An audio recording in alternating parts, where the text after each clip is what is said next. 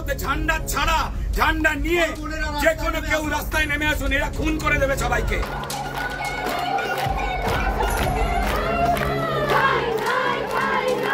তথ্য প্রমাণ লোপাট করার সময় এত পুলিশ ছিল না যত পুলিশ মানুষের মুখ বন্ধ করার চেষ্টা করছে।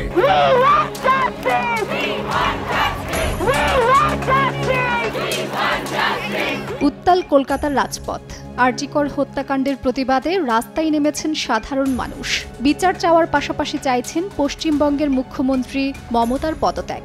সরব আমজনতা থেকে তারকা। এদিকে বিচার চাইতে গিয়ে আটক হয়েছেন ভারতীয় বাংলা সিনেমার অভিনেতা ও বিজেপি নেতা রুদ্রনীল ঘোষ। গেল 16 আগস্ট কলকাতার শ্যামবাজার মোড় থেকে তাকে আটক করে নিয়ে যায় লালবাজার থানা পুলিশ।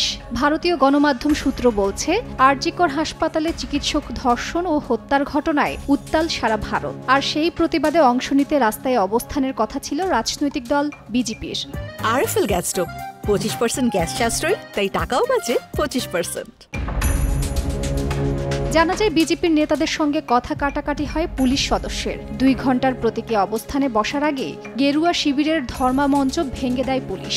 এরপর আটক করা হয় রুদ্রনীল সহ বেশ কয়েকজনকে।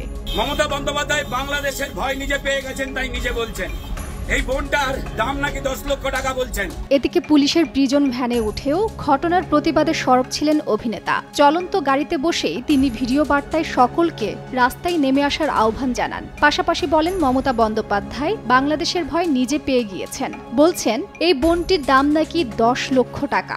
আজ ভারতীয় জনতার পার্টির পক্ষ থেকে প্রতিবাদ করা হয়, আর তারা কালচারাল সেলের পক্ষ থেকে নেমেছিল প্রতিবাদে। রাস্তায় জ্যামের অজুহাতে তাদের মারধর করে গ্রেফতার করা হয়।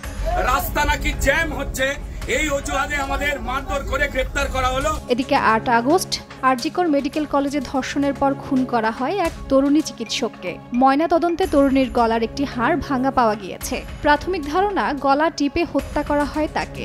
শরীরে মোট 10টি স্থানে ক্ষত পাওয়া গিয়েছে। যৌনাঙ্গেও রক্ত ছিল। এরপরে বিক্ষোভে ফেটে পড়ে পশ্চিমবঙ্গ।